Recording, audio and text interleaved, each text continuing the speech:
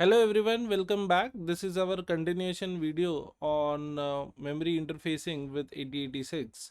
हमने एक question already detail में सॉल्व किया है. Let us check out one more question. तो यहाँ पे क्वेश्चन दिया हुआ है कि हमें 32 KB रैम कनेक्ट करना है, बट थिंग इज कि अवेलेबल जो चिप साइज है वो 8 KB का है. तो सबसे पहला जो हमारा स्टेप है वो एड्रेस कैलकुलेशन का होता है, जैसा हमने पहले भी डिस्कस किया हुआ. Before going head I would request कि आप पहला वाला वीडियो एक बार ज़रूर देख लें. So going ahead, address calculation में यहाँ पे सबसे पहला हम लोग कैलकुलेट करेंगे कि नंबर ऑफ चिप्स कितना लगने वाला है. सो नंबर ऑफ चिप्स का सिंपल सा फॉर्मूला है कि रिक्वायर्ड मेमोरी कितना है divided by available chip size. तो रिक्वायर्ड मेमोरी यहाँ पे 32 KB का है एंड अवेलेबल चिप साइज यहाँ पे 8 KB है. तो ओवरऑल हमको 4 चिप्स लगने वाले.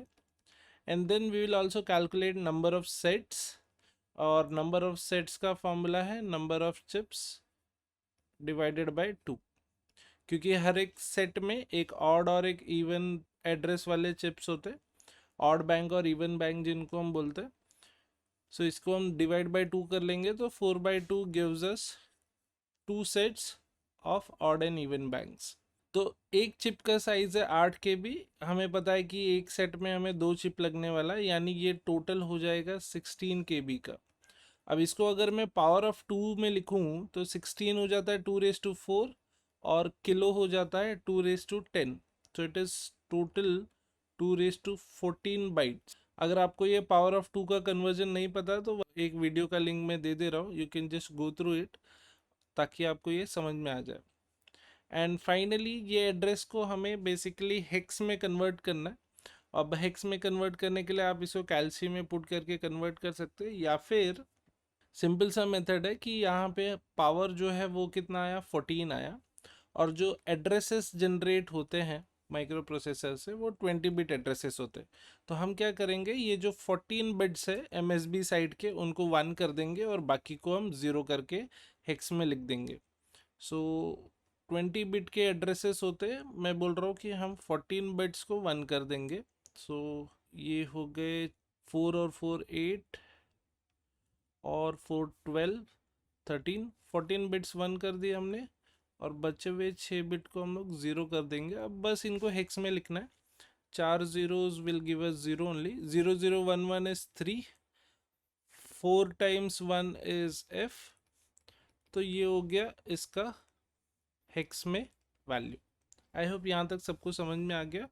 This is binary to hexadecimal conversion. I hope ये भी आपको आता है. नहीं आता है तो वंस अगेन प्लेलिस्ट में आपको DLCOA के वीडियोस मिल जाएंगे, आप उसमें चेकआउट कर सकते हो. ये सब कन्वर्जन्स ऑलरेडी कवर्ड है और वहाँ पे पावर ऑफ 2 के बारे में भी बात किया हुआ है. Now we have to calculate the address. जैसा हमने बोला कि अब हमारे पास 2 सेट्स है, तो हम लोग बात कर लेते हैं स्टार्टिंग एड्रेस ऑफ सेट 1. जैसे हमने पहले के वीडियो में भी बात किया हुआ है कि जो मेमोरीज रहती है उनमें स्टार्टिंग के जो एड्रेसेस है वो रैम को दिए जाते हैं. So initial address that we will give is 5 times 0H. ये 20 बिट एड्रेस हो गया. अब ये स्टार्टिंग एड्रेस हो गया सेट 1 का. अगर मैं इसी के एंडिंग एड्रेस का बात करूँ, सिंपल सा फॉर्मूला है जो हमें याद रखना है कि ending address is starting address plus set size. तो स्टार्टिंग एड्रेस तो हमारे पास है 5 टाइम्स 0, और सेट साइज हमने यहाँ पे कैलकुलेट किया हुआ है 3 टाइम F. तो ये हो जाएगा 03FFF. So just for understanding, अगर ये हम लोग कंसिडर करें कि एंटायर मेमोरी चिप है तो इसमें स्टार्टिंग एड्रेस होगा 5 टाइम्स 0, और ये हमने सेट 1 बना दिया रैम का, और सेट 1 का हमको एंडिंग एड्रेस भी मिल गया 03FFF. अब जो सेट 2 है वो कंसेक्यूटिवली सक्सेसिवली प्लेस्ड है जस्ट इसके आगे वाला एड्रेस. यानी अब हमको चाहिए स्टार्टिंग एड्रेस ऑफ सेट 2. तो वो क्या होगा, तो it will be ending address of set 1 plus 1, क्योंकि उसके जस्ट आगे का ये एड्रेस होगा, जस्ट एक आगे का. सो 03FFF प्लस 1 कर देंगे हम, तो ये अपने को मिल जाएगा 040000. H. And finally ending address निकालने का सेम फॉर्मूला जो हमने ऊपर लिखा, ending address of set 2 will be starting address plus set size. तो स्टार्टिंग एड्रेस है 04000, सेट साइज है 03000F और ये बन जाएगा 07FFH। नेक्स्ट स्टेप है यहाँ पे मेमोरी मैपिंग का। चलिए अब इसको भी देख लेते हैं कैसे करना है। सो अब हमारे पास है रैम का सेट 1 और रैम का सेट 2। अब रैम का सेट 1 और सेट 2 में यहाँ पे इवन बैंक भी होगा और ऑड बैंक भी होगा। सिमिलरली यहाँ पे भी इवन बैंक और ऑड बैंक आ जाएगा। और ये जो बैंक्स है इनका स्टार्टिंग एड्रेस भी कुछ तो होगा और एंडिंग एड्रेस भी होगा। So starting address, ending address, ये हमको सबके लिए लिखना है। नाउ प्लीज़ अंडरस्टैंड, अगर मैं एक सेट यूज़ कर रहा हूँ जहाँ पे ऑड बैंक और इवन बैंक है, तो ये जो मेमोरी स्पेसेस है, मेमोरी चिप्स है, इसमें अलग अलग लोकेशंस है जहाँ पे हम डेटा स्टोर कर सकते हैं और हर एक लोकेशन पे 1 बाइट स्टोर होता है और हर एक लोकेशन को हमें एक यूनिक एड्रेस देना होता है, राइट।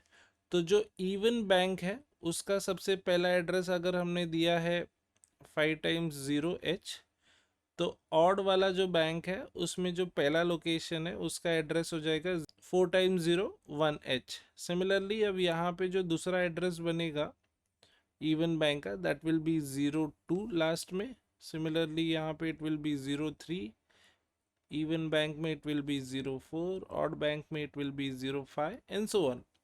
तो स्टार्टिंग एड्रेस इवन बैंक का जैसे हमने बात किया कि यहाँ पे स्टार्टिंग एड्रेस तो हमको मिला है एज 5x0, तो ऑड बैंक का स्टार्टिंग एड्रेस उससे एक ज़्यादा विच इज़ 4x01H हो गया।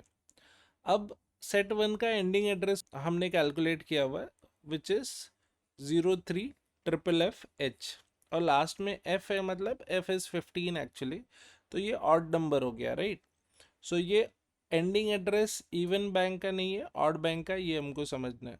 तो यहाँ पे एंडिंग एड्रेस आ जाएगा ऑड बैंक का 030FFH। तो इवन बैंक का एंडिंग एड्रेस क्या होगा, तो ये ऑड बैंक के एंडिंग एड्रेस से एक कम होगा।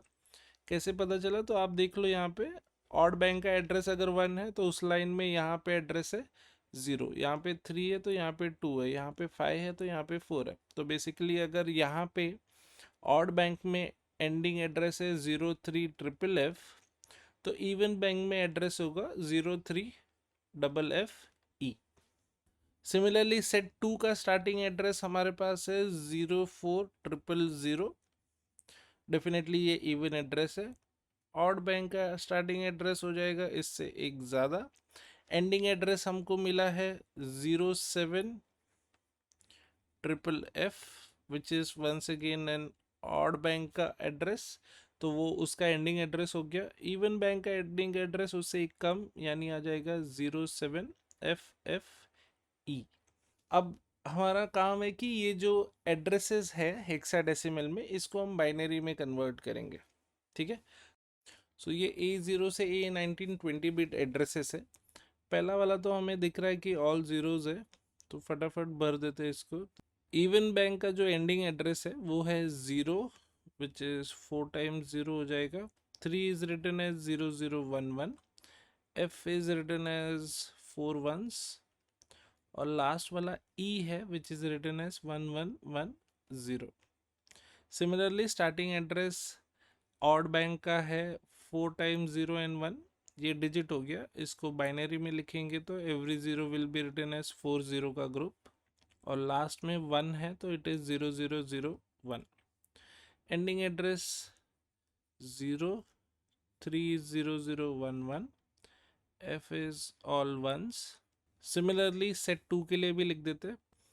नाउ ओवर हियर ये जो A0 का एड्रेसेस है, it is going to be use for banking purpose. Odd bank even bank distinguish करने के लिए A0 अलॉन्ग विद BHE हम लोग यूज़ करते हैं, राइट। देन बच गया हमारे पास A1 से A19 एड्रेस लाइन, इनको भी अब यूज़ करना है।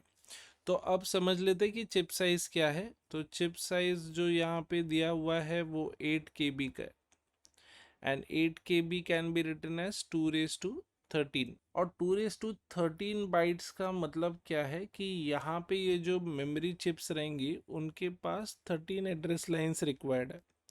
उनको एड्रेस करने के लिए 13 एड्रेस लाइंस इनफ है। और A0 हम यूज़ नहीं कर रहे, तो हम जो एड्रेस लाइन यहाँ पे यूज़ करने वाले हैं वो A1 से लेके A13 होगा। ठीक है, तो ये चले गए एड्रेसिंग के लिए। अब हमारे पास बच गया है 6 एड्रेस लाइंस A14 से लेके A19 तक। Now what we are going to do is we are going to use a decoder जो 3:8 डिकोडर है। तो हमें 3 लाइन आइडेंटिफाई करना है जो डिस्टिंग्विश करेगा बिटवीन दीज टू सेट्स। तो अगर आप देखोगे तो यहाँ पे खाली A14 वाली जो लाइन है वो रैम का सेट 1 के लिए जीरोज है और रैम का सेट 2 के लिए 1 है। तो what we can do is we can group these three A14, A15 and A16 for address decoding.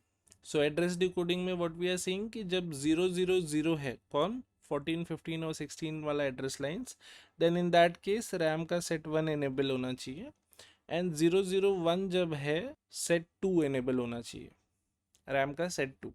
अब रैम के सेट 2 में हमें पता है कि वहाँ पे ऑड बैंक भी है, इवन बैंक भी है, कौन सा वाला एनेबल होगा, that will be controlled by A0 and BHE। So let us go ahead जहाँ पे हम अब इंटरफेसिंग करेंगे। सो ये इंटरफेसिंग के डायग्राम में what we can see is यहाँ पे 74138 है, जहाँ पे 3 इनपुट लाइंस आने वाले। हमने ये ऑलरेडी बोला, this will be A14, A15 and A16। These are the 3 inputs, और 3 इनपुट्स है तो 8 आउटपुट्स रहेगा। इनको हम Y0, Y1, Y2 से लेके Y7 तक रहने वाला है। अब बाकी का ज़रूरत नहीं, इसके लिए सब डिटेल में मैं ड्रॉ नहीं कर रहा हूँ, हमें सिर्फ Y0 और Y1 चाहिए। So when these are 000, Y0 क्या रहेगा, 0 रहेगा। ठीक है, ये उल्टा आउटपुट देता है। उल्टा आउटपुट देता है मतलब जनरली वी एक्सपेक्ट कि जब हमने 000 दिया है तो Y0 क्या होना चाहिए, 1 होना चाहिए, but it is other way round, 0 रहता है वो। एंड जब ये 0 रहेगा तो बाकी सारे बिट्स 1 रहेंगे, Y1 से लेके Y7। एंड जब ये 001 इनपुट आएगा तो Y1 विल बिकम 0, एंड बाकी सारे जो आउटपुट्स है दैट विल बी 1। ये 0 लेने का, इन्वर्टेड आउटपुट लेने का रीज़न ये है कि ये जितने भी मेमोरी चिप्स है इनको एनेबल करने के लिए एक इनपुट होता है जिसको बोलते हैं चिप सेलेक्ट, और ये एक्टिव लो पिन होता है। यानी 0 दोगे तो ही एनेबल होगा, अदरवाइज ये मेमोरी चिप एनेबल ही नहीं होगा, तो आप इसमें से रीड राइट कुछ कर ही नहीं सकते। नाउ जैसे कि आप देख सकते हो ये ऊपर के जो 2 ब्लॉक्स है, ये पहला रैम का सेट है, सेट 1 है, और दूसरा वाला सेट 2 है। तो सेट 1 कब एनेबल होगा, Y0 से एनेबल होने वाला है, और सेट 2 Y1 से एनेबल होने वाला है। नाउ ये जो वर्टिकल लाइंस हमने ड्रॉ किया है ये डेटा लाइन है, D0 से D7 और D8 से D15। सो डेटा लाइंस यहाँ पे कनेक्टेड है बैंक से, लोअर बसेस कनेक्टेड है, और हायर बैंक से हायर बसेस कनेक्टेड है। बात कर लेते हैं एड्रेस लाइंस का भी। एड्रेस लाइंस जैसा हमने बोला कि हम लोग A1 से लेके A13 एड्रेस लाइंस यहाँ पे यूज़ करने वाले। इंटरनली नंबर 0 से ही चालू होता है, A0 से A12, उसको फ़र्क नहीं पड़ता आप कौन सा लाइंस दे रहे हो जब तक कि एड्रेस बराबर आ रहा है। सो A13 से A1 जाएगा, बट इंटरनली काउंट वो A0 से A12 होता है। अब ये रैम है तो यहाँ पे रीड और राइट सिग्नल भी दे देते हैं। अब लास्ट जो बच गया है यहाँ पे कनेक्शंस, वो क्या है तो वो भी समझ लेते हैं कि अब हमें पता है कि लोअर बैंक्स एक्टिवेट करने के लिए हम A0 यूज़ करते हैं, और हायर बैंक्स एक्टिवेट करने के लिए हम BHE यूज़ करते हैं। तो उनको हम यूज़ कैसे कर सकते हैं, तो उनके लिए हम एक OR गेट यूटिलाइज करते हैं यहाँ पे। So one input at the OR gate is A0, and दूसरा ये Y0 से आ रहा है। सो Y0 अगर 0 हो गया तो दोनों चिप एनेबल हो जाएगा अगर आप A0 और BHE नहीं यूज़ कर रहे हो। सो अगर आपको कोई एक ही चिप एनेबल करना है, देन इन दैट केस हम लोग ए नॉट या BHE सिग्नल देते, डिपेंडिंग अपॉन कौन सा वाला एनेबल करना है। सिमिलरली नीचे वाले में भी कनेक्शन कर देते हम लोग। सो हमने ए नॉट भी यूज़ कर लिया, A1 से A13 भी यूज़ कर लिया, 14, 15, 16 भी यूज़ कर लिया, बट अभी भी 17, 18, 19 ये वाले पिंस रह गए। और अगर आप एड्रेसेस में जाके देखोगे तो इनकी वैल्यूज़ थ्रू आउट क्या है, ज़ीरो है। तो इनको अगर आपने यूज़ नहीं किया तो इसको हम बोलते हैं पार्शियल डिकोडिंग। तो उनको अब ज़ीरो है तो उनको हम कैसे यूटिलाइज कर सकते हैं, तो ये उसके कई सारे तरीके एक यहाँ पे हम डिस्कस कर लेते हैं कि ये जो डिकोडर है उसको एक VCC पिन है और दो ग्राउंड पिन होता है, G1 और G2। तो यहाँ पे भी हम एक और गेट यूज़ कर लेंगे जिसमें एक इनपुट तो Y0 से आ रहा है और बाकी तीन इनपुट जो है वो A17, A18 और A19 हो सकता है। या आप ये तीनों को एक अलग और गेट में लाके इसके साथ में और एक और गेट लगा दो, या फिर आप एक सिंगल और गेट भी यूज़ करके कर सकते हैं, 4 इनपुट और गेट। ठीक है, सिमिलरली ये साइड पे भी हम सेम कंस्ट्रक्शन कर सकते हैं। सो इस तरह से हमने सारे एड्रेस लाइंस यूज़ कर ले और इसको हम बोलते हैं कंप्लीट डिकोडिंग वाला पार्ट। आई होप ये वाला कॉन्सेप्ट क्लियर है सबको। If there is any query let us know in the comments. Thank you very much.